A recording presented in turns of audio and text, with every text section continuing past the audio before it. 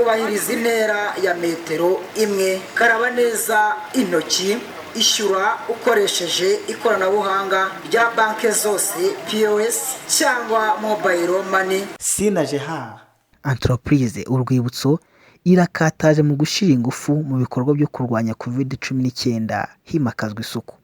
Mu bimaze gukorwa hari ugushyiraho itsinda rishinzwe kugenzura niba abakiriya cyangwa se abakozi bubahiriza neza amabwiriza ya leta yo kurwanya COVID-19. Hari kandi gushyiraho kandagira ukarabe imbere y'umuryango aho umukiriya aba yifuza guhahira kugira ngo buri muntu wese winjira abanza akarabe neza. Hari kandi gukora ubukangurambaga bwibutsa buri mukiriya kwambara neza agapfukamunwa ndetse no guhanahana intera hagati y'umukiriya n'undi. Ibindi reka twumve ubuhamya bw'inzego z'umutekano z'akarere ka Rulindo. Aha hantu haba hari isuku buri gihe.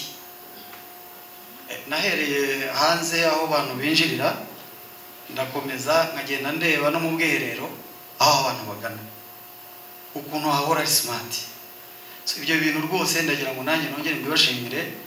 Iyi suku mufite byonyine igaragaza ko mwatangiye gutsinda corona nubwo bitararangira rwose.